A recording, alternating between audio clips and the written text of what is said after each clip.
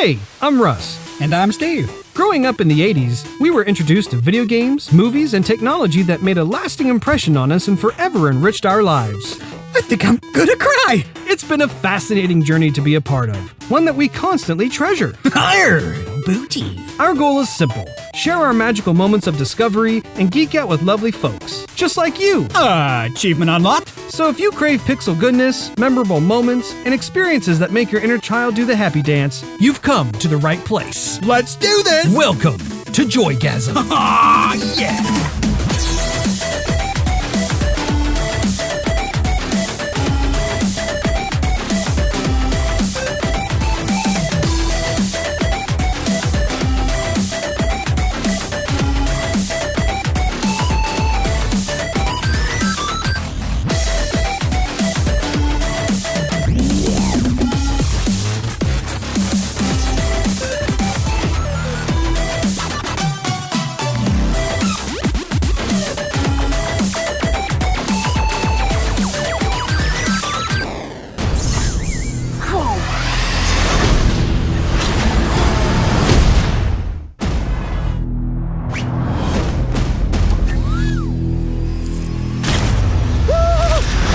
What's up, guys? So, to become an Avenger, are there like trials or an interview? Do me a favor. Can't you just be a friendly neighborhood Spider-Man? Just stay close to the ground. You're the Spider-Man from YouTube. Can you summon an army of spiders? No, Ned, no. Do you know him too? Stole his shield. Can I try the suit on? Badass. The rich and the powerful, like Stark, they don't care about us. The world's changing, boys. Time we change too. These weapons are crazy dangerous. Listen, Peter, forget the flying monster guy. There are people who handle this sort of thing. The illegal weapons barrier was at 2:30. You missed it.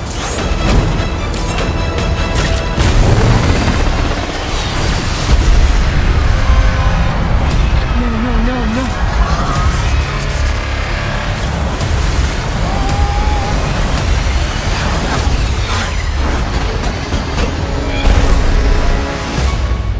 What if somebody had died? I was just trying to be like you. I wanted you to be better. I'm gonna need the suit back. But I'm nothing without this suit. If you're nothing without this suit, then you shouldn't have it. I screwed up. You need to stop carrying the weight of the world on your shoulders. I want you to understand. I'll do anything to protect my family. I know you know what I'm talking about. So don't mess with me. Because I will kill you and everybody you love. My friends are up there! The guy is still out there. I just gotta do this on my own.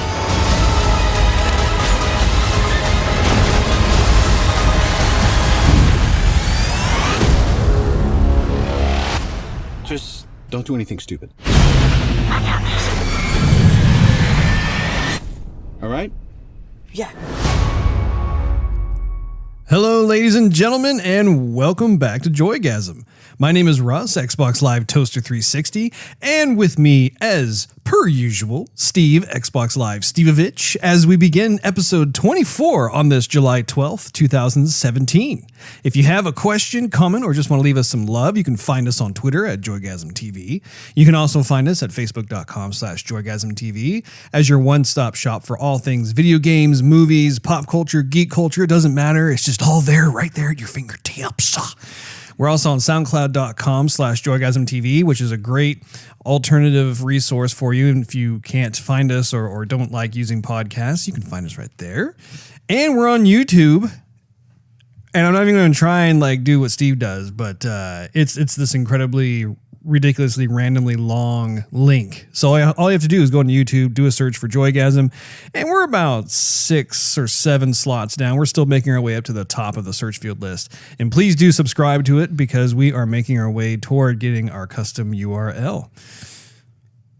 We, today, are going to dedicate this episode of Joygasm to reviewing the movie Spider-Man Homecoming. But before we indulge all of you webheads How you doing, Steve? Russ, I'm a little sickly right now. Are you a little under the weather, Steve? A little under the weather. I'm sorry to hear that. No, you're not, Russ. I know, I really am. Better me than you. Right? I feel bad because there is a chance, a very good chance, a probable chance, high probability that you contracted said cold from my lovely daughter. Mm-hmm. I probably did. Although you never know. Perhaps there was some freak virus or germ that was at the gym. You never know. Who knows? Or perhaps it was the family outing. Maybe you got it from one of the other distant relatives. No. She was kissing on you a lot. That was really sweet. Was. It was definitely worth it. Mm-hmm. But I might have a sneeze coming your way in a little bit. What'd you think of that, Steve? Yeah, we have a Kleenex box here on the table inside the El Studio. El Studio. That's like Spanish for studio. No. It means something else entirely, but I have no idea what it is because I'm ignorant. Well, how you doing, Russ? I'm doing well. I have been having a lot of much needed family time, as you are aware. I've just really been enjoying having a good time. I went out with the fam to the pool, which I haven't done in quite a while, and I turned into a tomato in certain places. So it was a lot of fun. It was nice to be able to go out there with the wife as well as with my lovely little daughter. And that was her second time in a big pool. And so she was a little apprehensive at first, a little nervous, but then soon enough she found her independence and she wanted to be able to float in between mommy and daddy. So that was a lot of fun. It was good to get some sun on this very, very, very, very, very ivory skin.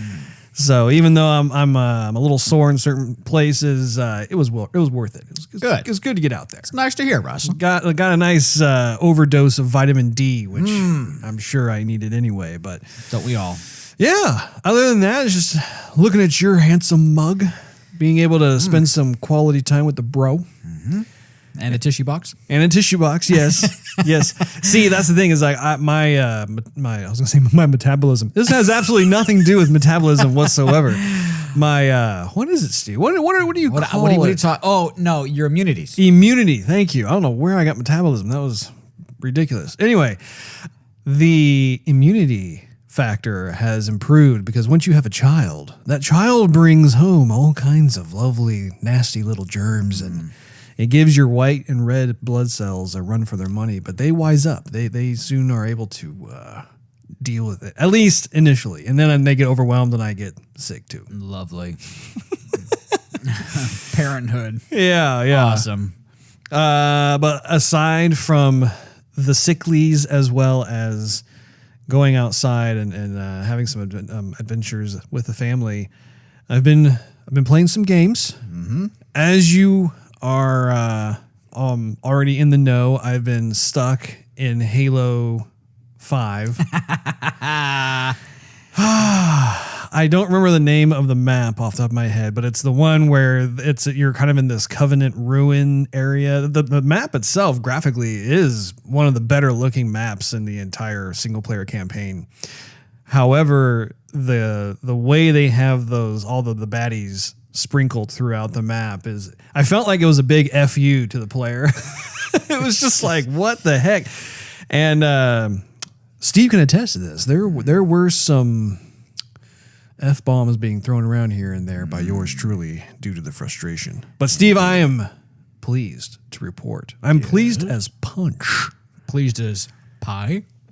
So I continue to attempt to move past that and get to the next checkpoint. And if for you folks out there who've played Halo 5, it's the area of this map where they have a wraith that's just sitting like a boss, like just on top of this elevated position. There's a bunch of Covenant ruins everywhere. There's snipers everywhere. There's a lot of jackals and grunts and elites and just gun turrets aplenty just everywhere. I mean, it's pretty much against you. And so you have to make your way up to this mouth of this Covenant-looking cave that has a kind of a plasma shield that you have to hack into and whatnot. Anyway, it just takes forever. And I have honestly lost track how many times I have tried to get past that point. I just couldn't.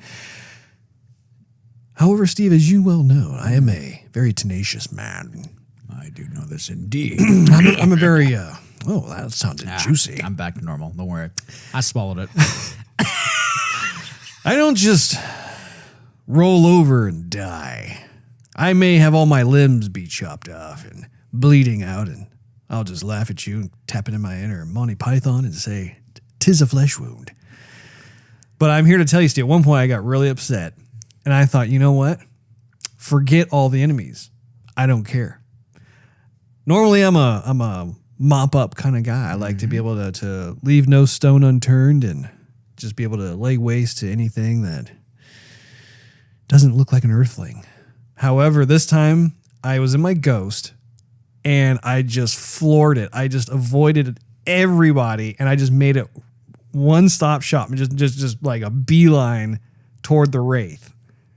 So just imagine, like, all the enemies are still there. I ditched my squad because, as you know, they're useless. The AI just sucks in this game. And I went toe-to-toe with a Wraith. And so I went right up, and I mean, I'm like raging at this point. I'm just like, bring it! And I like rammed my ghost into the front of the Wraith. So I was too close for him to be able to launch his cannon. You know, that cannon that has a huge, ridiculous, stupid amount of splash damage radius. So all I had to deal with was the elite that was in the machine gun turret of the Wraith. So what I started doing is after I hit him, after I run into the Wraith, I then just start turning my ghost, forcing the Wraith to also turn. So we're doing this like, it's almost as if you're looking at the face of a traditional watch and you're watching the long hand, the short hand moving. I was thinking more like synchronized swimming. Or that's even better. Okay, we'll go with that. Synchronized swimming. But I just kept my finger down on the trigger and was just shooting. I took the Wraith out. It's good, Russ. It was amazing. And then I was able to lay waste to the other baddies that were up in that area. And then at that point, my ghost was about to blow up, so I ditched it. By that time, my team had joined me up on the high ground, which is a whole lot better, as you well know. It's a much better advantage than being on the ground, way down below. And we were able to slowly but surely just take out all the rest of them. It was just being able to take out that Wraith first and then just do all the cleanup afterwards it just did the trick. I was floored. I honestly thought I was just gonna rage there for a moment just to like take out the Wraith and then I'd have some sort of satisfaction out of it. But it ended up working. I got the shield hacked and now I'm beyond that. So next time when I pop that game in, you will see finally some new visuals. Well, that's good to hear, Russ. When I was watching you play, I was thinking about how unbalanced it was, and when you played Halo 3, for example, and you get to a point where there's going to be a bunch of snipers, they kind of hint at it by having a little weapons pod there with at least one good sniper rifle that you can choose to take or not, but they're just giving you a hint that, hey, there's baddies that are out there. It's, short range weapons aren't going to do the trick. You're going to have a heck of a time getting through this part if you don't pick up the rifle, and your choice or not. But this one, they don't give you hardly anything at all.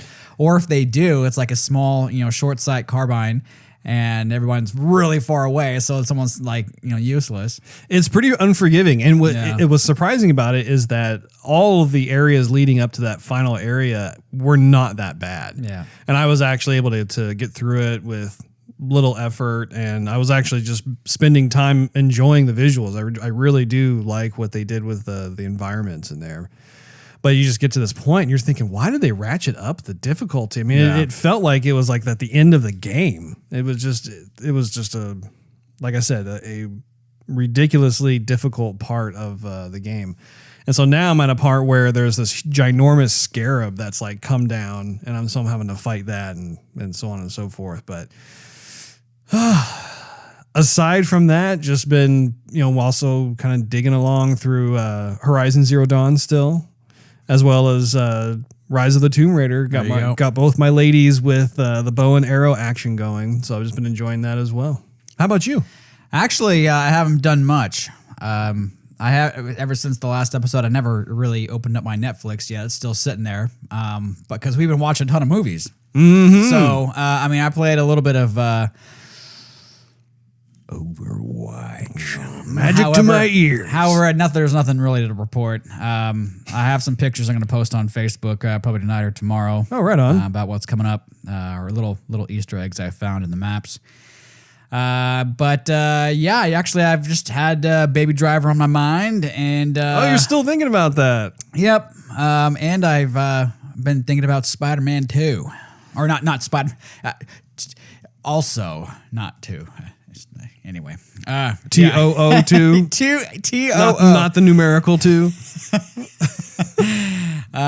So yeah, no, actually, I'm all set to jump right in, Russ. If you want to take a spelunk, Go spelunking. go splunking into Spider-Man, I'm ready to go. I'd rather do some web slinging. How about that? That's fine too.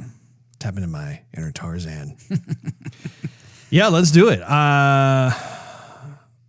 So what we're gonna do kind of the same old of what our returning visitors are used to. Typically what we do is we like to start out with a high level reaction to the film, no spoilers, and then we will give the folks who have not seen the movie yet time to be able to decide whether or not they want to continue listening to us and listen to our spoilers as we go further down, we drill down into the movie, or if they want to be able to exit out and be able to watch the movie first, we'll do that as well. So we are going to be covering the cast, Of course. the plot, Oh, really? the script/dialogue, You don't say. cinematography, Duh. soundtrack, Oh, I can't miss that one. and costume design. Okay. We've got a lot to cover here. Yeah. So I guess let's just kick things off. High level thoughts. Did you like the movie? I did, and I think everyone should see it. However, I am very conflicted with it, Russ. What about you? I liked it. I thought it was good. I don't think it's my favorite Spider-Man movie. I think that Spider-Man 2 with Doc Ock is still my favorite Spider-Man film I've seen so far. However, having said that, I think that Spider-Man Homecoming falls into second place for me. Yeah. I spent a little bit of time watching some scenes from the very, very first Spider-Man that was out, so I could have something to compare to. And I do, and I like a lot about this latest Spider-Man, and I'm not gonna say I don't like certain things. It's just that I'm conflicted with it, you know. Oh, so I'm curious. It's not necessarily they're not bad things. It's just stuff that they're kind of good and they're kind of not so good, but they're not bad. Mm-hmm. You know, I think depending on the viewer, it's just going to be to each his own. Mm-hmm. Well, I thought Tom Holland is by far my favorite Spidey. Yeah, between Tobey Maguire, I think it was Andrew Garfield. Yeah, Andrew. I'm sorry, I can't do Andrew. Yeah, Garfield. I can't. I like him in other films like The Social Yeah, Network, for but I sure. didn't feel like he was a right Peter Parker. Yeah. But Tom Holland for me just nailed it. Like he is Peter Parker. Yeah. I think that including Spider-Man into the Marvel Cinematic Universe was a great call. We've talked about that multiple times leading up to this film. He feels like he just belongs. You know, when you look at a lot of the previous Sony films, he kind of almost exists independently of just the where all these other Marvel characters live. And I thought it was just great that, I mean, it's no spoiler to know, you know, Tony Stark, of course, makes a bit of an appearance in the film. And it's nice to get that kind of vibe that now he's within the ecosystem of all these other Marvel characters. He's definitely the most believable as a Peter Parker. Yeah. Right. Definitely. I would say the movie felt like your friendly neighborhood Spider-Man Totally. should feel. Yeah. I mean, I walked out of the theater thinking just what Tony Stark said and just what Peter Parker says in the comic books. I'm just your friendly neighborhood Spider-Man. And I'm thinking, yep, that's just how it felt, which was also kind of a relief too. Because after seeing the Avengers and some other Marvel movies where it's like this, big catastrophic thing that's going to happen, I just didn't want to see this how should I put it, world-ending kind of movie. I wanted to take a step back a little bit, just show me some like everyday, absolutely, Spider-Man-y kind of things, and I got that, and I'm glad I got that. I wouldn't say it exceeded my expectations, but I'm glad they didn't not do what I wanted them to do. Yeah.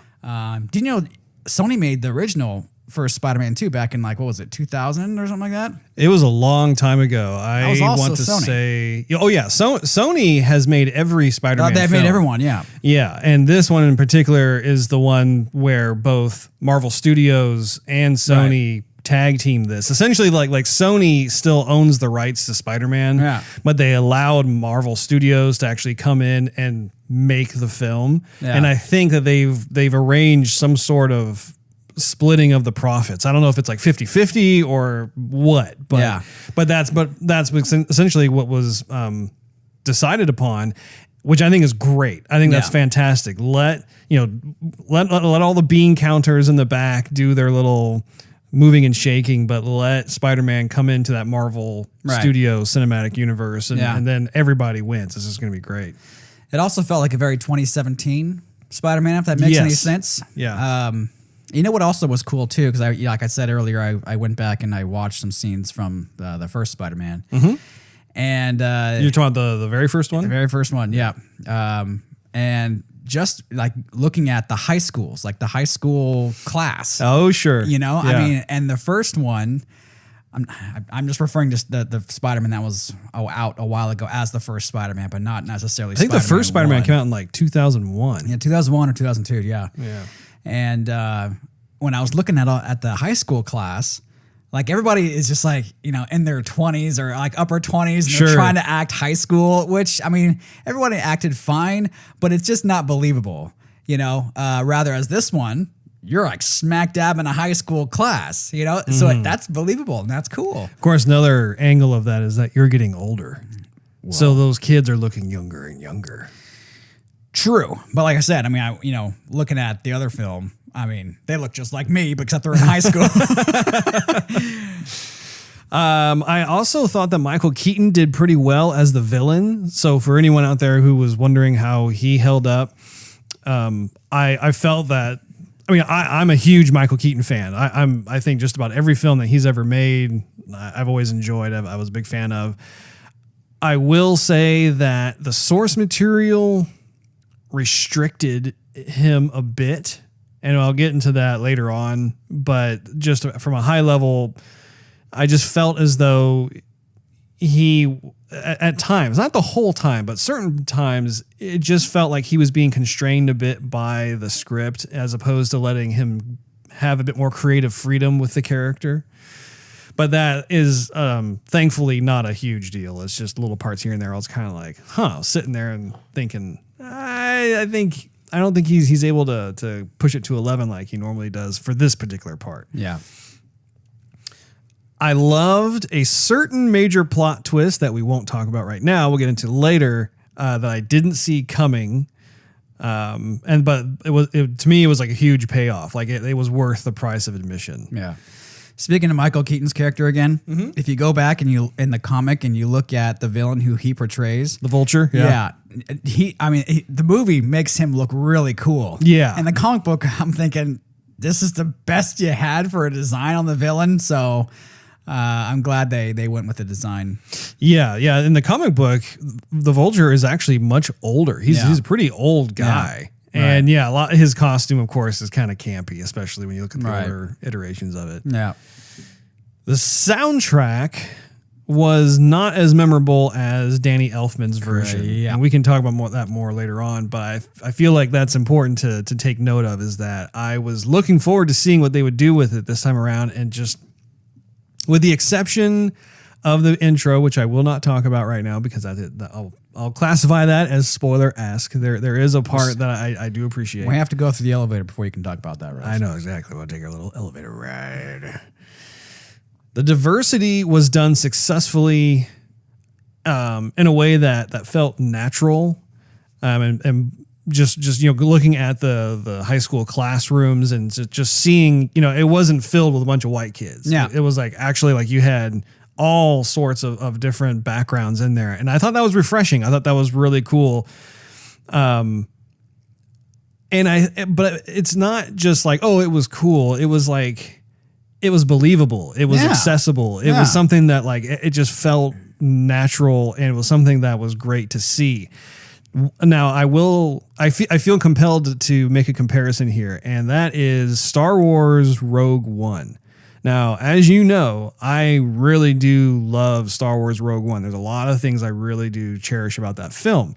However, the one thing that I had to nitpick about that film was when they were planning their big attack, and so they were around the holographic table, and you had a lot of actors, extras, that sort of thing, who also, it was very diverse, but it wasn't diverse from a galactic standpoint where like you're in this galaxy far, far away. And so you expect to see all these different types of aliens and different types of species and whatnot. It felt more like the United Nations on Earth, where you had all these different types of dignitaries that were in their garb, and the garb was kind of sort of Star Warsy, but it took me out of the moment because at that point it just felt too much. It was just they were kind of placating is kind of strong, but it's in that direction of just, it's like, you guys could have toned that back a bit and just had come up with probably a better way of going about it. Going back to Spider-Man, however, it worked perfectly all throughout. The boss fight, I felt, was disappointing, and we'll talk about that more later on. But there were the lead up to it was really entertaining. It was great, and then it was like when the actual fighting commenced, it was kind of like, that's it. So something to keep in mind. We can toss that one back and forth. Exactly. Yeah. Do you have any other thoughts regarding High Level? No. I mean, I think what we said is really pithy to the overall movie without any spoilers. Yeah, I just can't wait to just get in there and start digging around a little bit. It's a great movie. I just really want to talk about. Well, Steve, let's go ahead and get into the elevator. Let's get in the elevator, Russ. This is the opportunity for all you folks who have not seen the film yet and don't want to be spoiled by what we're about to talk about. The opportunity to be able to get off at your proverbial floor and allow us to keep going up to the main suite with all the lovely views and pool and whatnot. It's going to be great. You know, the drinks are reasonably priced here, Russ. Hopefully it won't come back up to say hello later on. Yeah, true. Service is good as well. Did you just fart in the elevator? Maybe I did. Yeah, the bartender can use a little work though, Russ. I'll tell you that. All right, that's probably enough time to let folks decide. I say we jump right into casting / acting. What do you think, Steve? Let's do it. So, as I mentioned earlier, Tom Holland is the best Spidey yet, in my opinion. I think you agree. Yeah. So, Marissa Tomei is okay. She's the one who played Aunt May. Which it's not really. That's part was not really a spoiler because we already knew that from the trailer. Civil War and trailer. Yeah. Yeah, Civil War. She was in there too. I struggle accepting her as Aunt May. Yeah. And it's weird because when I saw Captain America Civil War and we get introduced to her, then I was more accepting of her in that film. And I think it was because it was such a short part. Right. And I loved kind of the flirtation and the chemistry of Tony Stark with Aunt May. It was like, oh, that's like a funny kind of little thing. But now that we are in a film where she's much more prominent in the film, I don't... maybe it's a personal preference. I mean, she's a very beautiful woman. There's nothing, bad about that per se. But I just don't feel as though Aunt May is supposed to be that way. Yeah, no, I agree. Again, this is one of the conflicts where I think they put her in there as younger because we see a younger Peter Parker versus the original or the first Spider-Man. Peter Parker's graduating high school and going on to college. He's living on his own, whatnot. This one, he's like 14 or 15. Sophomore in high school. Yeah, exactly. So it kind of makes sense for Aunt May to be a little bit younger, but not like the young hot aunt. Well, and I feel like they kept overplaying it. Yeah, it's like they did it for a story more than. Well, it was one of those things too, where like once again, Captain America: Civil War. It was funny because it was unexpected that like Tony Stark's like, "Whoa, man, Aunt May is hot," you know, like and so it was it was funny. It was a cute moment. Yeah. But then you go into this film and it's like. Even the deli owners talking about his mom or not his mom, excuse me, his aunt. I don't know. It just I mean, since they had to bring her over from the other movie because they showed her, so it wouldn't make any sense to have to swap out the character or actor, you know, last minute. So I mean, I can take her or leave her, but I think she got better for me as the film went on. Yeah. And I just hope that they cut back on the little comments. Oh, she's hot. She's hot. Yeah. Okay. We got it. Got it. Yeah. There's a whole lot more to Aunt May than just, oh, she's hot. I want to do her. It's like, okay, great. But you know what? They didn't have Uncle Ben. Well, this took a bit of a different story arc. Yeah. Than well, I think in the comics there is a version of it where Uncle Ben also dies early on. I know. And we'll get to that in a minute because plot is right around the corner, Steve. Oh, man, I can see it peeking at me. I feel like Robert Downey Jr. was a nice addition. I think that the movie definitely benefited by having him pop in. I think that if he wasn't in the film, I don't think that the film would have been as entertaining. I think it was cool to be able to introduce a new actor of Spider-Man into it by having a familiar face in there. Right. So I thought that, and it's Robert Downey Jr. I mean, like I've talked about this so many times in the past. He just is Iron Man. It's fantastic. Every time he's on screen, I just grin. The thing is, again, I don't know what scenes I would take him out of, but I felt like he was in there a little bit too much. Like I wanted to see a full-blown Spider-Man film, and then Tony Stark kept on coming back and coming back and coming back. And I was just thinking, I like him on screen, but at the same time, I kind of want Spider-Man to do more of his own thing. I wanted to be more Spider-Man-y and not... I don't think he was in there too much, but definitely if they put him any more into it, then I think it would have encroached a bit. It's right there at the limit. And I just kind of wanted to back off a tad. Yeah. I also thought that Zendaya was refreshing as MJ. She was the one who was always giving Peter Parker crap. You're going to hate me, but I don't know. I just don't know. I wanted MJ to be the Liz character. To me, I looked at her on screen and I thought, oh man, that's MJ, awesome. And then when she turned out not to be MJ, you see that the other character, I thought she was just thrown in there for comic relief, and so I thought she was just a passable character. Yeah. And at the end, she's like, my friends call me MJ. I thought, I guess so, But it was a little bit of a disappointment for me because I wanted Liz to be MJ. There was certainly more of an edgier tone to MJ with the way they approached that character. But who knows? It might be because they're sophomores in high school, and as the sequels will inevitably roll in, maybe we'll see more like a sweeter side to her. Because MJ, when I read the comics, especially ones drawn by Mark Bagley, I'm used to MJ being more of a sweetheart. So we'll see. But at the same time, watching the movie, I got a kick out of it. The girl who played Liz, her name is Laura Harrier. I have not seen her in anything before. I thought she was pretty, definitely, and just she really only served as like a story vehicle. There really wasn't a whole lot more other than just, oh, she's a pretty face and she's smart. And she's patient. She's forgiving. Yeah, she had a lot of qualities about her, which would obviously attract the eye of Peter Parker and that sort of thing. But it was interesting how it just moved along, and suddenly she was moving to Oregon, and it was just done. I was like, oh, that's a done deal. Because I was kind of like, I was thinking the same thing as you initially. Was like, oh, I wonder if this is gonna be MJ. Yeah, because she really embodied a lot of that sweetness of MJ that I'm used to seeing in the comic book. This one was just like, I don't know. She just had this bitter feeling about it. I just You know who she reminded me I like of? to draw people who are in pity or panicking. You know, I want to do some protest. Okay, got it. All right. She reminded me of Gaz from Invader Zim. Yeah. She imbued a lot of those personality traits. I mean, she'd be an awesome Gaz. True. Moving right along into plot. Mm-hmm.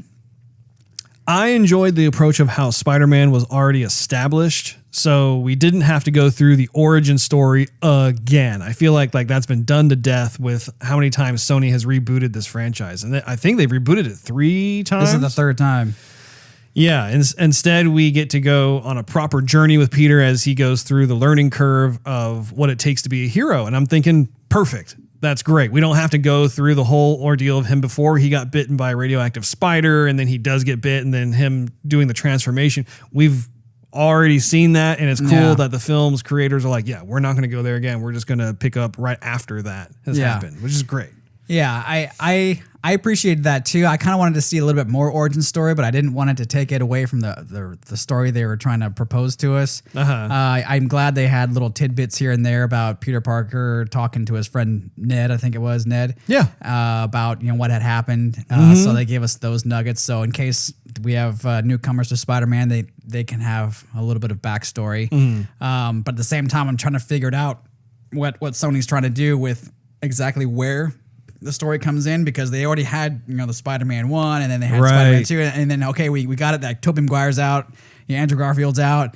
Okay, so where does this fall in with every Spider-Man movie Sony's made? Like what part of the story? Because right when we come in is Spider-Man doesn't even have a suit, he's just in sweats. Yeah. Which, if we go back to Spider-Man 1, that's right after he was doing those little wrestling matches. Sure. With Macho Man Randy Savage. That's right. For Cold Hard Cash. So, to me, I just thought, okay, Feel the excitement. oh boy.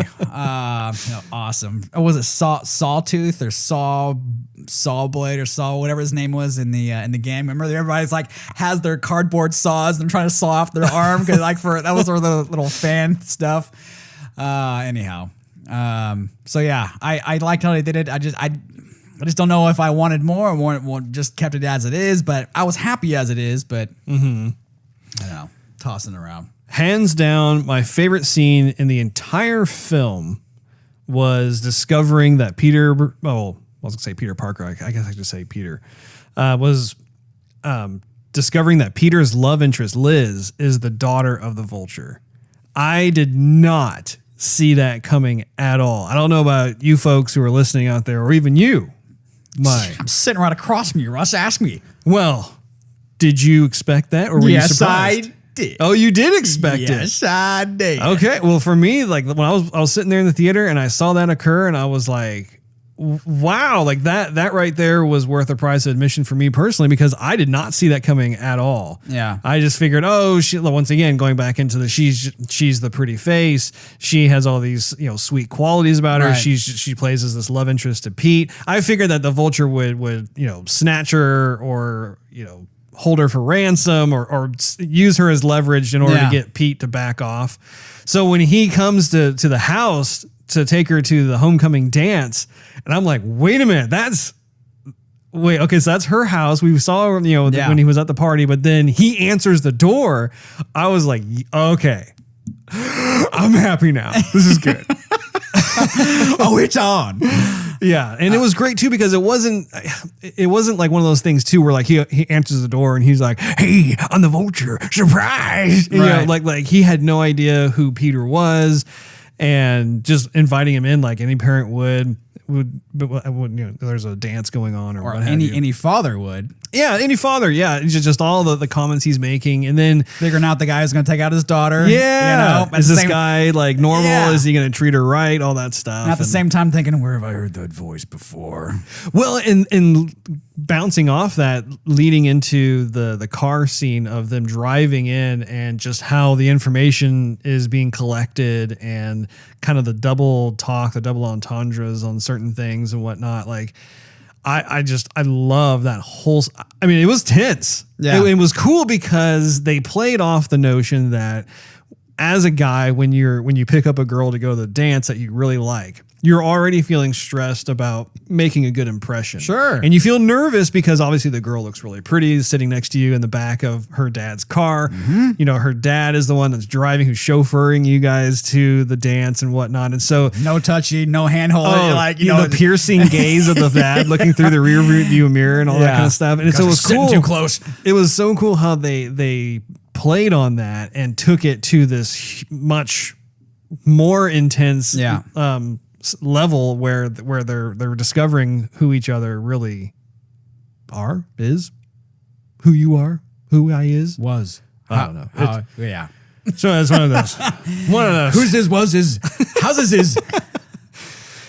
I liked how, were you going to say something else? Actually, I was just going to add something.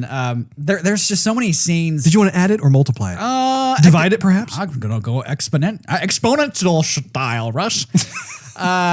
I'm just going to add real quick that there's a lot of scenes that they did very, very well. Yes. Either if it's showing Peter Parker's adolescence and figuring out the whole with great power comes great responsibility, because that's the theme in the whole entire movie, even though nobody says it. You know it as a fan. It is plainly visible. But so you have Peter Parker going through adolescence and figuring out, you know, being this teenager growing into a man, and all those experiences that happen to all of us. Sure. Mixed with him trying to, you know, harness his abilities. But they do so in a very memorable way in so many scenes that I appreciated it as a viewer. Right on. I liked how Tony Stark was much more mature in this outing, although I will always treasure his immature charm. I feel like that's like his strongest suit as Tony Stark. But it was cool to be able to see him, and he has been kind of making more of a turn toward the mature. I know in Captain America Civil War, he was also he was almost melancholy in a way, but he was very much concerned with the state of affairs and, of course, just what went down with regards to him and Captain America. It was cool how, as a viewer, I would get caught up in the moment of whatever conflict Peter Parker was involved in, such as the ship getting split in half, but then realized how small a conflict it is in the grand scheme of things when Iron Man came to the rescue. I thought that they did a really, really nice job, not only with that particular scene, but in multiple scenes through the movie where, like, I would get drawn in. I think you probably did too, where you get drawn into the situation that Peter Parker is having to deal with, and you feel like in his footsteps how much of a big deal this is. But then once Tony comes in, you realize, wow, this actually is not a big deal. I mean, if you think about the kind of things that like Tony Stark would have to deal with, you know, there are dimensional portals that are opening up in the sky that he's having to deal with, or he's having to launch a nuclear bomb through the portal before it closes. And just, I found myself thinking about that, and I thought that it was just a really refreshing approach to like how not every single superhero film has to have some sort of grandiose, huge, the whole world is teetering on the brink of destruction. Right. Even having something like a ferry boat that still has human souls on board, and they need saving. It was just nice to have take more of that focused approach, I guess you could say. What'd you think? I would have to agree about the maturity. They did it so sweet in that Peter Parker, you know, he's obviously has his abilities. I mean, come on, he's Spider-Man for crying out loud, but he's not old and strong and whatnot. He's doing the best that he can with his innocence and his purity, and I like that. Well, it drove home the idea that folks can be heroes every day. You don't have to do something on a global scale in order to achieve the title hero. You know what I thought too was, with this whole thing with Peter Parker growing up in Discovery and you know, young Spider-Man versus older Iron Man, and the experience of both, right? That the tilting. One thing that resonated with me growing up, at least, you know, in my maturity, in my adolescence, and going into manhood, was gauging manhood. Was gauging problems. Puberty. I was gauging problems. Would you like fries with that?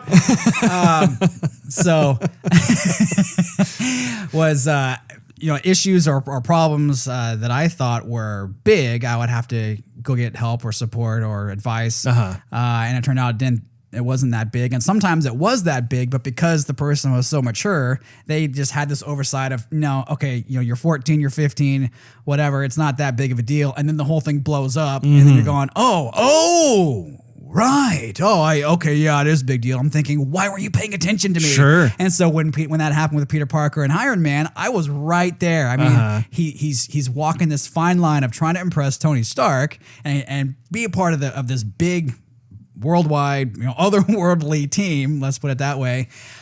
So he wants to be kind of a kiss up, but he wants to show his prowess at the same time. Well, I think he was demonstrating his enthusiasm to want to help. Right. And I think that's very accurate when it comes to teenagers. Enthusiasm, but he like chose his words and his actions very wisely. Oh yeah. And I think that's really an endearing trait, especially not only with Peter Parker, but I think a lot of teenagers out there in the world, they understand that they're kind of in this transitionary state where they're no longer a kid, right? But they haven't reached adulthood yet, right? And they have the mental capacity to understand what it needs to happen in terms of them being able to push forward and be a contributing member of society. And in Spider-Man's case, it's an elevated version of civic duty. Yeah, true. So it's pretty cool. What did you think of Spidey's Karen? Karen was the UI, the interface. Oh, within right. I thought that was cool. It kind of reminded me of the movie Her. In a way, just because the UI definitely had a lot of personality. I mean, if we compare Karen to Jarvis, for example, I mean, Jarvis. I love me some Jarvis. Jarvis is awesome, but he's more flat. He's more flat than Karen was. I mean, Karen was like way feminine for a UI. Like, what do you think of that, Peter? Well, I suggest you do this. And I'm thinking, okay, Karen, how about I just talk to you the whole time? Ultimately, I think in the future, just not to digress too far, but I do believe that we are going to see AI with that type of human interaction. I think that right now with Siri and that sort of thing, it's very basic, very archaic, but it's going to be great. I would say maybe 15 years from now, somewhere around there, to have some sort of interaction like that, where it's like you're having a conversation with someone, only this someone is this AI that's capable of providing you with tons of information at a glance, but in a conversational manner. And I think that they're kind of flirting with that, as well as with Jarvis and so forth. I think what they were also flirting with is Peter Parker's spidey sense. Because like in the games and in the comics, he's like, oh, my spider senses are tingling. Yeah. And that means some danger's happening around him that he needs to be wary of, which is kind of like the old insect instinct. Yeah. I guess. And never trying to swat a fly and it's all of a sudden it knows that the doom of impending death is coming on. You hear that, Mr. Anderson? Oh, that is the sound of inevitability. There you go. It is the sound of your death. So I didn't see any times where he was like, my spidey stare senses. at the fly swatter and you're like, you ever stare at it, marvel at its genius? You know what I don't like about it? The smell. Yeah. Sorry, go ahead. So Karen was more like his spidey sense, where all these radars and sensory whatevers are going off and telling him through programming what to look out for and what to do. Yeah, that's actually a good point. I forgot to put that down in my notes. I know you did. Actually, I didn't. I just guessed. Well, your intuition serves you well. But yeah, I totally agree. I think that there was a little too much of that because it began to feel a bit too much like Iron Man, which I get. It's like I understand that Tony made the suit, so naturally there will be certain sensibilities in place that correspond and correlate really to Tony. But yeah, it would have been nice to have more of an emphasis on his spidey senses also going off some sort of visual way of doing so. And in a way, I'm glad you brought up Tony making Spider-Man's suit. Back in Spider-Man 1, you never really see how he gets the suit. He was just like, okay, some time has passed by, and all of a sudden, hey, he's got a great looking suit. He, in the first film, if I remember correctly, I believe that Peter fabricated his own suit. Like he made these schematics for it and designs, which is kind of a stretch because it's like you see the final suit and you're like, dude, there is no way that kid could have done that. Exactly. But, you have no fashion sense, no money for all this stuff. I'm willing to suspend disbelief just because it is Spider-Man. So yeah. Speaking of the suit, I appreciated the reverse approach of Spidey wearing his OG costume instead of his upgraded threads from Tony Stark when he was fighting the Vulture at the end. I thought that was really cool. Just because you're expecting the whole time, oh, he's going to have his suit back or he's going to have an upgraded version of the suit. And the fact that he donned his original threads was a really nice touch, in my opinion. Yeah. You know, it was kind of cool. And I thought and when I saw it, I thought it was paying homage to the Spider-Man video games. But like when he's swinging around, life is good because he's going fast and it's a thrill. Yeah. And then once he can't shoot his web to catch anything, then life sucks. Like he falls in the pool. Sure. He's stuck running on the ground like the rest. He's like, this sucks. But I remember him like expecting to hit something when there was nothing to hit. He just shot webs out there like, oh, what was it? No. And I remember in the video games how you could just do that and the web would just automatically catch something even if you were outside, and there was just plain sky, no lights, no buildings, no statues. I love the scenes of him having to just run on the ground. It really impressed upon me how vital it is for him to stick to surfaces and web sling around to make the character unique from other heroes. Right. And so it was just great, like that one scene that you're describing where the camera's far back and you see him running across that like golf course or whatever with the sprinklers going. He's like, this sucks. Yeah. I thought that was nice. But did you have any other thoughts about the plot or shall we continue? You mentioned Michael Keaton's character earlier. I don't know if are you going to go back to him later on? Or are you in your notes? Oh, I'm sure I have some other things about. But what were you? I thought he was very believable, both from where he came from and him being the villain without trying too hard to be evil. Sure. I thought that was very believable with the world as it is now, with the rich and powerful, who are only becoming more rich, right? And leaves the rest of us with table scraps, like he was talking about. That's really understandable, really identifiable. The sensation of desperation begins to set in. Exactly. And suddenly you're entertaining ideas that normally you wouldn't have to. And he's got his lovely family, nice house. Yeah. Like there's a lot going on that's deeper. That's just not on the surface of, oh, he's evil, Yeah. And I think a lot of the times, and this might just be me, but I think a lot of the times when he was threatening people, like Spider-Man, I'm going to take away this, I'm going to kill you. Part of me thinks that was all just a bluff, just to get him out of the business so he can go and be making money and continue doing what he likes to do. Because when he killed one of his henchmen, he didn't mean to kill his henchman. Yeah. He was like, I thought this was a different kind of the weapon that I didn't mean to kill the guy. And you don't see him like slaughtering people through the movie or just recklessly tossing out grenades and blowing. I mean, he's just, stealing stuff. Yeah. So, I thought he was very believable as a person, psychologically, mentally, and as a villain. I thought he just did a great job. I don't know if I would have wanted any more from that. And even at the end, when he's fighting Spider-Man, this is not some guy who's got super strength and martial art abilities and whatnot. I mean, this is your average Joe. Yeah. And he's kind of, figuring out how all these contraptions work and to use to the best of his ability. But by all means, he doesn't know how to fight beyond your average bar fight, And sure. You're fighting against Spider-Man. So, I thought, I wasn't some blockbuster, beat him up. But at the same time, I was kind of grateful for it because it was much more believable.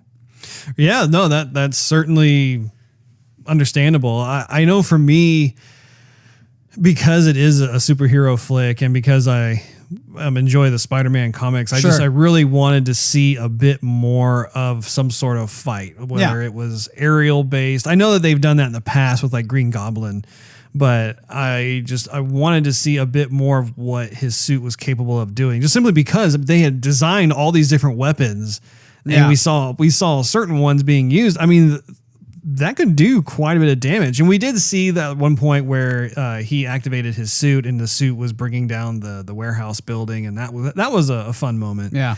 But I just wanted to see more of the assault capabilities of his suit, because he had something placed in there when he got into dicey situations. But all he really did was hold on to one of the guns. He during the ferry scene, he had one of the weapons that his buddy had built up, but there weren't any kind of cannons or missiles or lasers or anything on his actual suit. I'm glad they didn't kill him. Yeah, I'm glad. So glad they didn't kill him. I mean, he could come back. He could be another villain another day. Again, he's another complex character. Yeah. And again, you have a great villain. Why would you kill him off when you can reuse them again for later on in the story? Yeah. So grateful. Thank you, Sony, for not killing off the Vulture. Well, you can also thank Marvel Studios. No, that's Sony.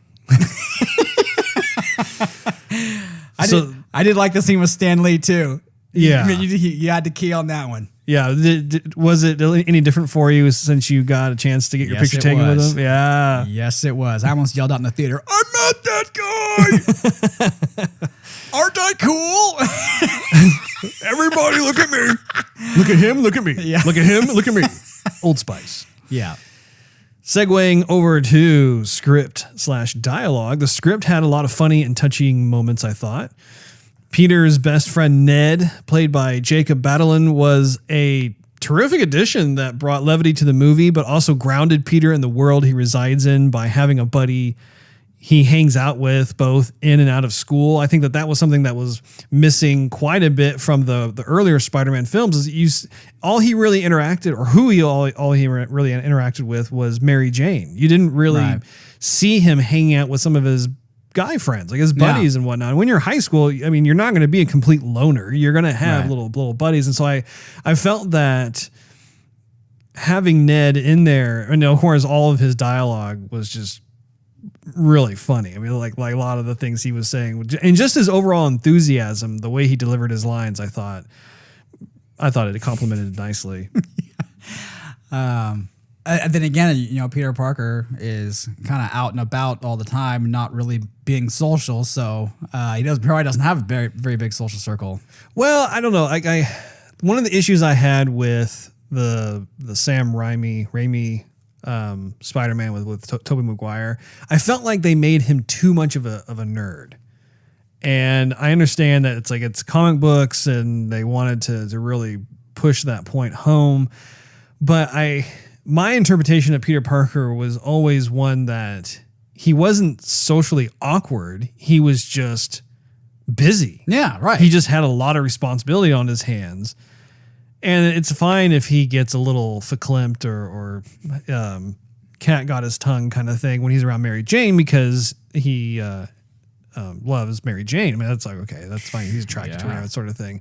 But it's just kind of weird how, like, when you stop to think about it, every high school scene you see when he's walking down the hall, he's getting picked on by a bully or something to that effect. Is doing something, yeah. You're just like, okay, the guy has friends somewhere. And so I for one, really appreciated them adding the Ned character in there. I liked how they had Ned wear the mask because he was dying to wear some sort of thing. And at first I thought that, Peter Parker was going to go, that's my mask, get me my, but I thought, man, these guys are best BFFs. Friends. Yeah. So he might just let him wear the mask. Who cares, I also liked when they were building the Star Wars Death Star. The fact that they even had Star Wars in the film is a byproduct of the fact that Disney owns both Marvel and Lucasfilm. And that is just a terrific piece in there that, once again, it brings that realistic accessibility of the movie to the forefront, where you could totally see you hanging out with a buddy, putting together a Star Wars toy. It's it's not just all Marvel all the time. They're actually able to bring in some of these other celebrated licenses. So I thought that was pretty sweet. Yeah. I liked towards the end with the whole prom thing. My heart went out for Liz, man. I tell you, that was messed up. But when Ned was finally the computer guy and he's wheeling around, and he's working on that computer and working on this computer, and Peter Parker's trying to drive. He's never driven before, and he's asking him to do all these things. Find the schematic. I need to find where the windshield wipe or the lights are. And then the teacher goes, there's the dance going on downstairs. And I'm thinking, oh man, just say you're looking at porn. Just, that puts all the blame on you. No, You thought that? I knew. Yes, I did. Yes, I did. Because Are you serious? I'm absolutely serious. You're not shining me on right now. I'm not shining you on. I'm sitting there thinking, you got to say it. You got to say it because you got to cover for Peter Parker. And that's exactly what the teacher's thinking. If she finds you away from all the nice dressed girls down there, not dancing, you're up here on the computer by yourself. I mean, you can be in a computer at home for crying out loud. You came to a dance. So what are you doing up here? That's the only good reason that's going to get her off your You were case. really dialed into this film because I was not expecting him to say. I was wondering what the heck is he going to say. I know. I was like, and then he wait said for it, it. and I was Wait laughing for it, for a while after that. I was like, man, that was good. Yeah. Hands down, my favorite dialogue in the entire film was the quote unquote talk between Peter Parker and the Vulture, which I mentioned earlier in the car as they're driving to the dance. Look, once again, the tension was palpable in that scene. It was so well acted. It was just the timing and everything was great. I also appreciated the Tony Stark suit dialogue, which harkens back to his Iron Man 3 adventures, but works really well, in my opinion, when mentoring Spider-Man with the whole, the suit doesn't define you, you define yourself. If you feel as though all that you are is within this suit, then you don't deserve the suit. I thought it was a kind of a cool passing of the torch because Iron Man 3 really explored that. Like, what is Tony Stark without his suit? And just who he is and that sort of thing. And so it was cool. And I felt like Spider-Man Homecoming did a better job of exploring that than Iron Man 3. In Iron Man 3, there was too much Tony and not enough Iron Man. Yeah. And from my personal opinion I think the film suffered as a result of that. But if I were to nitpick, and I'm just being critical, or picnic. That the scene when they're in the gym, and I think Peter Parker is like walking up or climbing up a rope or something like that. They're all doing their little exercises, high school stuff, and the girls are just sitting there gossiping like girls doing their thing. And that one chick goes, and I may have heard this wrong, and please tell me if I did, but she's sitting there going, I want to F Hulk, and I want to marry Thor, and she's talking about all the Avengers, what she wants to do, and I thought, oh my gosh, you're showing that in high school? Like, man, I'm I don't think she said, I know the scene you're talking about. I don't think that's what she said. I think she was talking about, she was saying who, like which girl liked which Avenger. So one girl loved Iron Man, one loved the Hulk, one loved Captain America or whatever. I can't remember which ones they were talking about. I was thinking, I mean, maybe I'm wrong. I'm definitely going to watch it again. Yeah. And maybe if I have to buy it or I'll go see it in the theater, most likely I'm just going to buy it. But I'm looking, I think I looked at you in the theater like I don't want to make a scene over it because obviously you want to watch the movie. But stand up, you're like, did anyone else hear that? Pretty much. I mean, come on. I'm like, what? They're gonna this is talking about high school girls effing people. What in the world? Effing the Hulk, for crying out loud. Golly. Yeah, I unfortunately I cannot answer to that. I have no idea. I'm gonna have to revisit this on a podcast in the future, Russ. A nitpick that I had was that I did feel like I don't want to hear it. Well, that's just not very nice. Okay, go. I did feel like they spoiled too many of the best funny moments in the trailers. Yeah, yes. And I did my best to not watch the trailers for this film because I knew I was already sold on the film. But I mean, Disney just did a tremendous job, both Disney and Sony, in just saturating the market with these trailers. I could not get away from them. So I ended up seeing all this stuff. And because it was so funny, I ended up watching it, Yeah. But I do feel that was a detriment. I think that they probably should take a more nebulous approach next time to not show all that because I think it would have gotten higher marks overall had I not heard all those jokes 20 times before seeing the film. I didn't put that in my notes, but I remember walking out of the theater thinking that, and I was going to talk to you about it, but then I thought I don't want to talk to you at all about it because we're going to talk about it for a good 45 minutes on the show. So, but I did think that, okay, like Baby Driver did a terrible job with the trailer, showing how good the movie is going to be with how crappy the trailer is. And then Disney goes, here's the entire movie with the trailer, a lot of the funny parts. And then you watch the film, you already know the lines. So in a way that kind of made it, or the score of the movie, I think overall suffered a little bit because of that. Like it was almost here's little tidbit spoilers for you that we're gonna dangle in front of your face. So Sure. after you hear them, then you're already expecting. Oh yeah, this is the ship scene when he's gonna fly along here and throw a bunch of spider webs. Okay, I remember Tony Stark saying that. Okay, yeah. Total side note. Speaking of the webs, Yeah. I absolutely loved how the webs looked when Peter would like land somewhere and he would just kind of fling his hand and you saw the web kind of whoop, and it just kind of drifted there for a bit and then kind of dangled downward. I just the look of it just really felt like a web. It was pretty cool, and I liked how he had to do that little jerky motion and like get off me. Yeah. Cinematography. Cinematography was what I expected, which isn't necessarily a bad thing. It was colorful, bright, had that MCU signature look. I was a bit disappointed at the lack of web slinging, though. Yep. There really weren't very many scenes of Spidey swinging through New York. Yep. I mean, I think that a lot of the previous Spider-Man films, I love going on that joyride where the camera is just totally tracking, following Spider-Man through these different scenes, and it was kind of surprising, really. Yeah, I was, when you were going to mention cinematography, I thought, that's where I kind of suffered a bit because I did enjoy that with the previous films when you feel like you're Spider-Man and you're flying through the city. I mean, if you watch that on IMAX or something, you're going to be feeling it. I mean, I think we're going to get a lot of that in the PlayStation Spider-Man game that's coming out. So I'm looking forward to it that much more. Yeah. But I did miss it in the movie. Yeah. A lot. Yeah.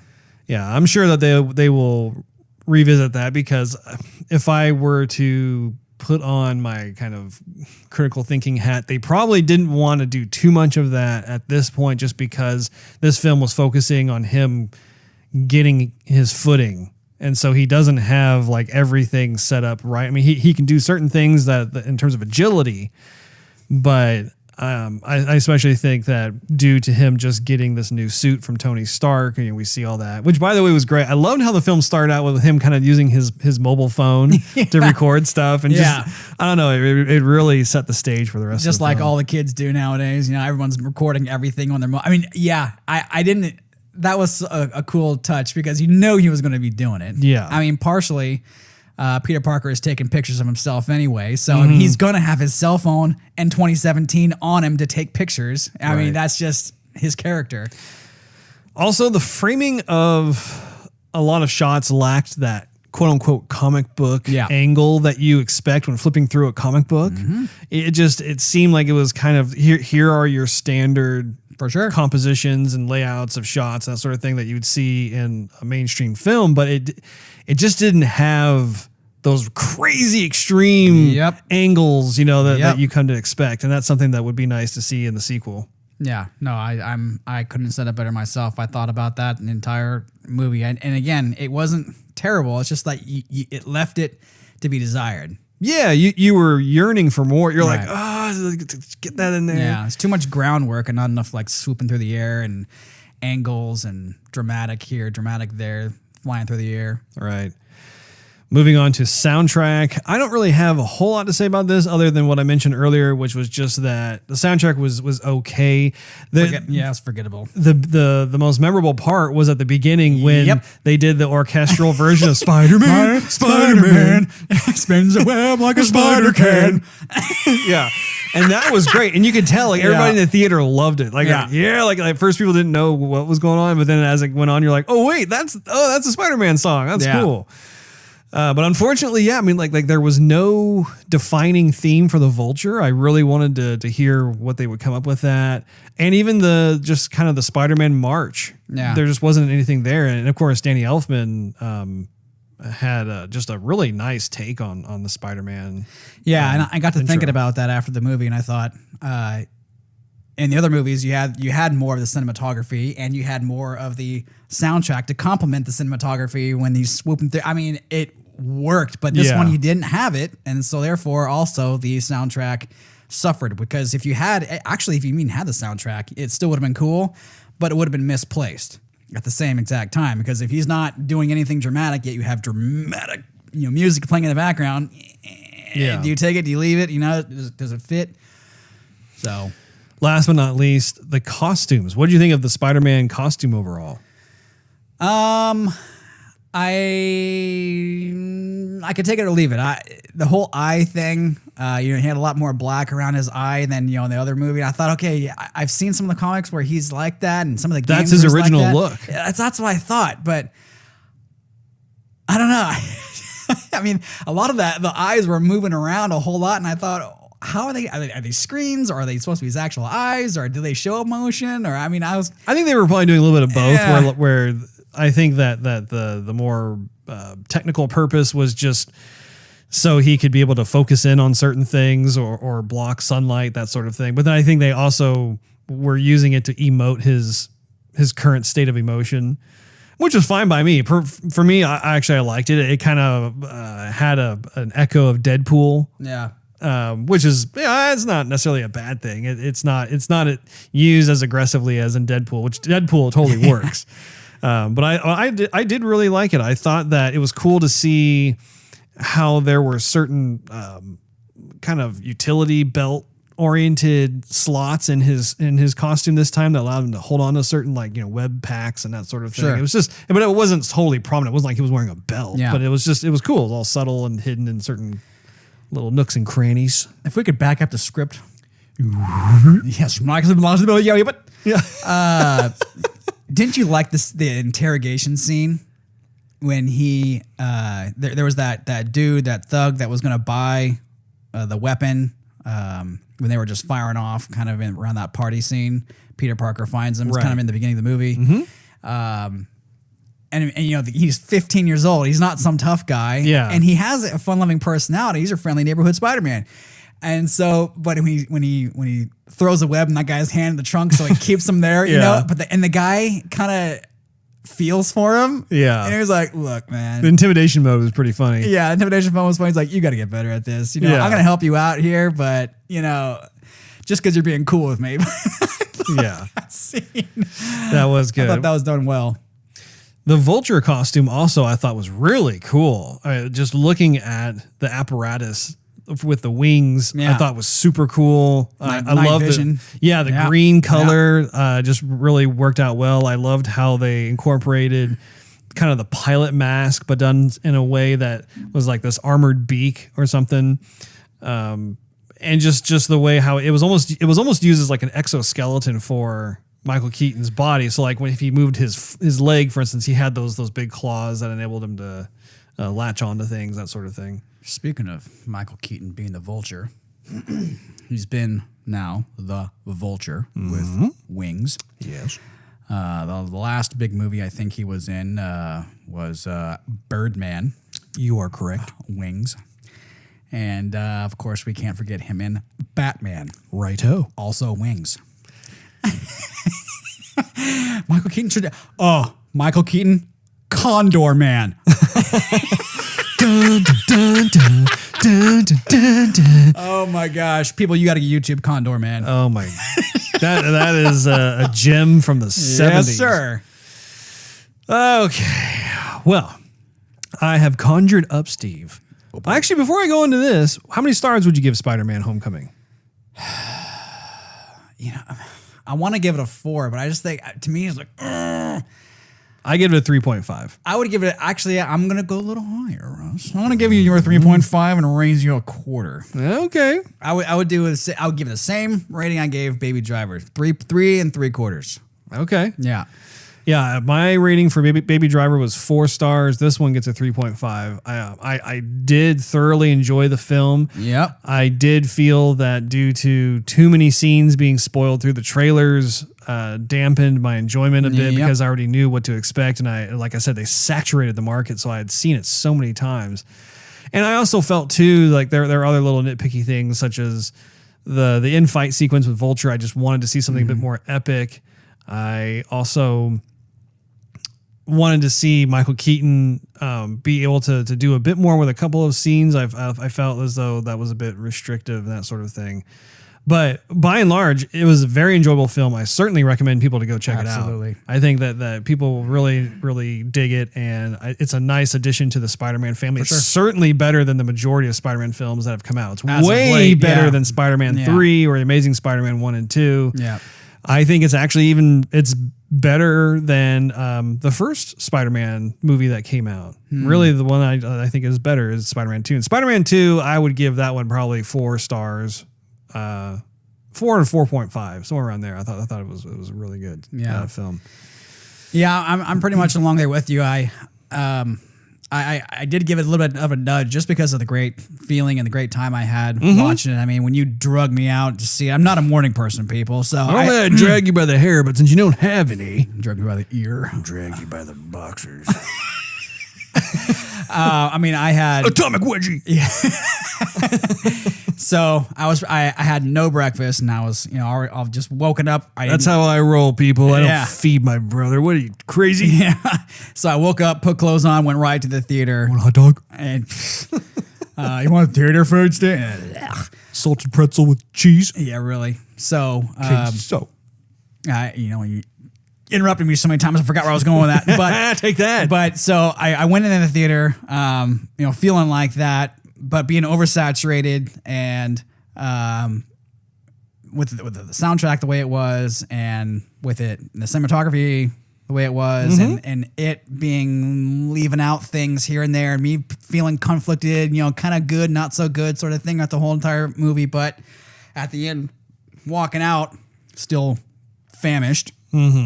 I felt great watching it, so I would definitely recommend seeing it. It's just that since I'm conflicted about it so much, I don't feel like giving it a 4, but it's right there. Yeah. You know what else that I just got to say, Russ? He's pointing at me. We've talked about it on the show quite a few times, but the physics. I was watching for it, and I got to tell you too, my expectations already up here. It's a Spider-Man. It's not some like we're gonna throw a new superhero movie at you. This is a lot of money's behind this.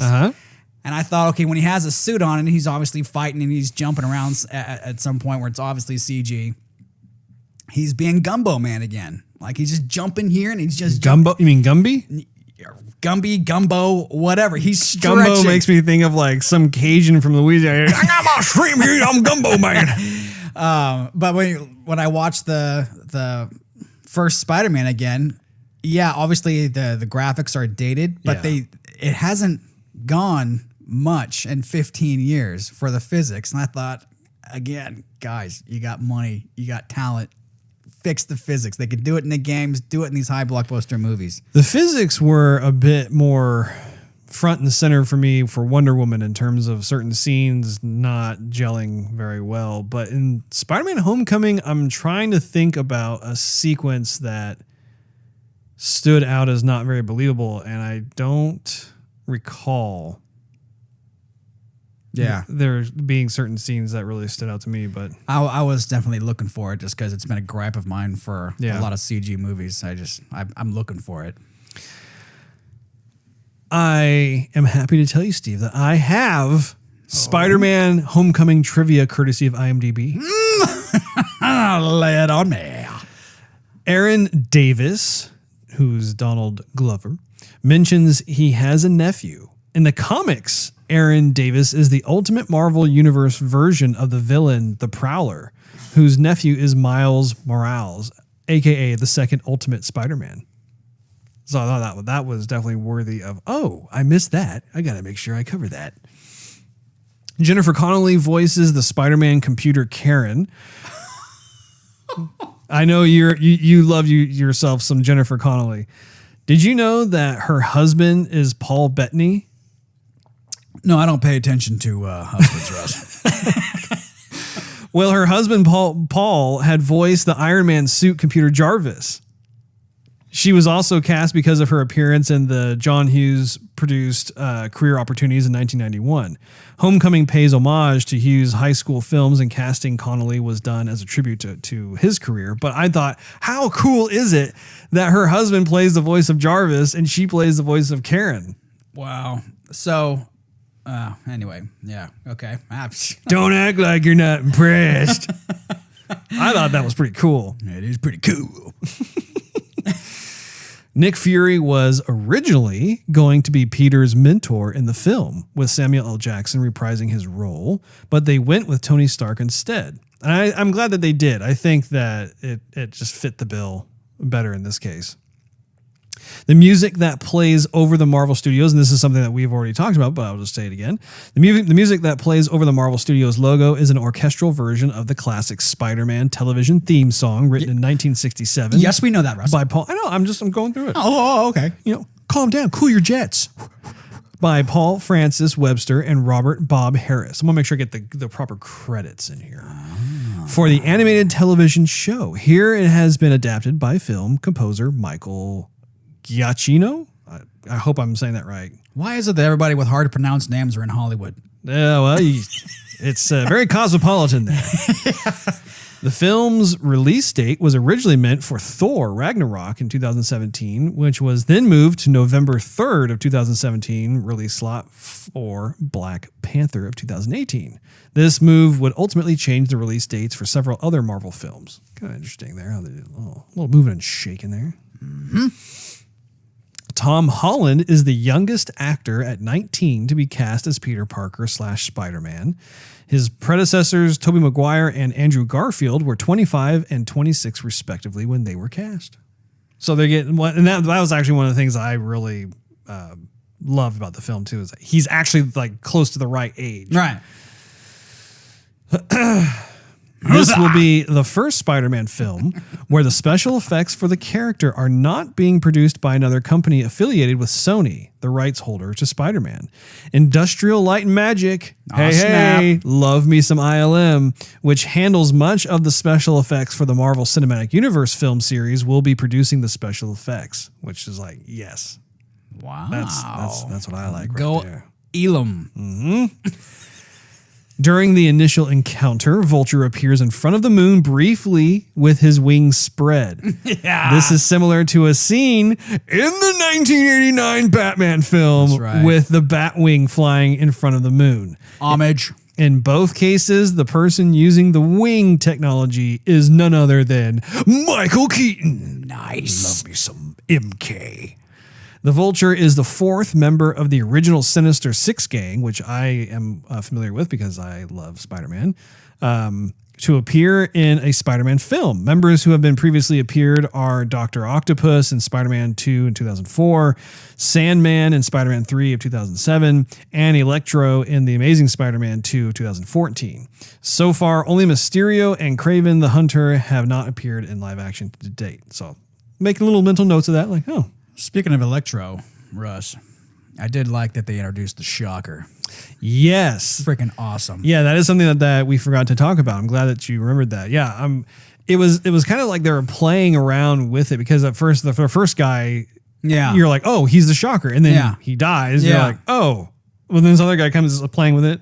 So I'm thinking, oh, is this the Shocker? Like, it was fine that they didn't actually dedicate it to a particular actor, but that it was pretty freaking obvious that they wanted to strongly hint, hey, this could be the next villain. Exactly. And they did a great job. And I'm glad they just mentioned him. He was one of my favorite villains in Spider-Man.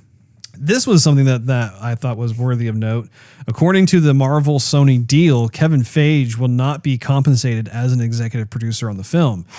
And I'm not sure if you're aware of this, Steve, but Kevin has been steering the Marvel Studios ship since the studio got started. I mean, he's been a huge reason why all these films have been so successful. He's El Capitan. Yeah, so it's interesting that he did not get his typical credit in the film. It's kind of like, all right, well, you do realize that he's a big reason why Sony you're getting this money. Yeah, but yeah.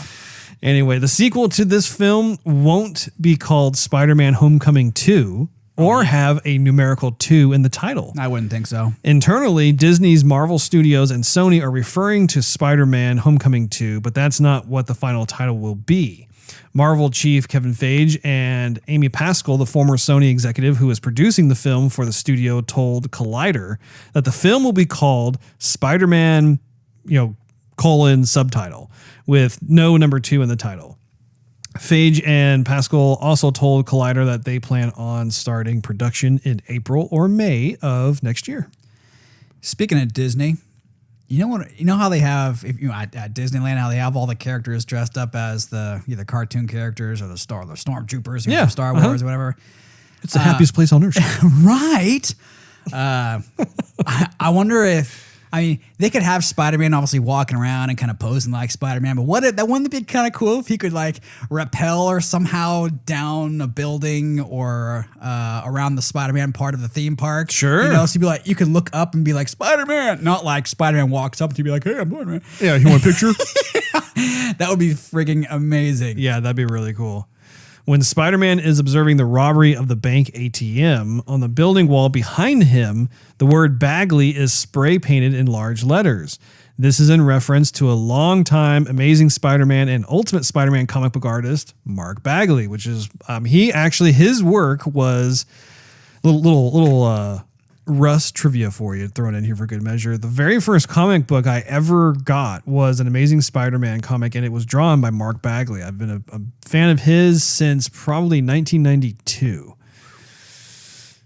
Peter is shown wearing boxer shorts when he puts on the suit given by Stark. However, Tom Holland said he wore a thong underneath because the suit was hot. skin tight. Oh my God. I wonder how that must have felt. Atomic wedgie right there. Spider wedgie. A thong so thin it's like spider webs. Booty floss. Okay, moving on. The scene in which Peter, through sheer force of will, lifts the machinery, pinning him down after the Vulture forces the structure to collapse on him is a nod to the scene in the Amazing Spider-Man comic book number 31 through number 33, in which he does the very same thing. The panels in the comic are considered by many to be some of the most iconic to Spider-Man's history. So I have not seen those myself. I'll probably do a little image Google search to see. I'm sure they've got to be on the web somewhere. The web. I actually did not mean for that to be a pun. The interwebs. Yeah. One of the items Spider-Man finds in the damage control storage facility is Ultron's head from the Avengers Age of Ultron. I remember him, like, he had some sort of weird cybernetic head thing, but it just went by so quickly I couldn't make out what it was, but I knew there was some sort of significance with that. I must have blinked or something when you could actually see it, but even before Disney and Marvel Studios had worked with Sony to bring Spider-Man into the MCU, a popular fan theory about Iron Man 2 of 2010 was that Peter Parker was the little boy in an Iron Man mask who stands up to a killer robot and is saved by Tony Stark. Yeah. So check this out. Yeah, I read that. Tom Holland loved this idea so much that he asked Kevin Feige for permission to confirm this idea as official, and Feige agreed, which I thought was great. I mean, that's a wonderful example of creative minds coming together and something that Kevin may not have even considered, and having someone come up and say, hey, would you mind if we do this? Yeah, sure. Why not? I mean, that's just part of the fun of being in cinema. Right. Which is great. This is the first live action appearance of Mac Gargan, also known as the Spider-Man villain, the Scorpion. And I think that was the inmate that Michael Keaton ran into when he was in jail. Because I was thinking, who is that guy? I could not recognize who he was. Yeah. That's probably who the Scorpion was. And finally, after the plane crashes on Coney Island, Peter sits on top of a roller coaster called the Cyclone. In Captain America, the First Avenger of 2011, when the Howling Commandos are about to zipline into the train, Bucky asks Steve if it is revenge for when he made him ride the Cyclone. So once again, it's just Marvel being absolutely brilliant, tying everything together. So I do believe that will wrap up this current episode of Joygasm. We're certainly very, very pleased as punch to have you folks all here with us and engage in some geeking out of Spider-Man Homecoming. If you haven't seen the film, we definitely encourage you to go check it out because it is a really enjoyable film to check out.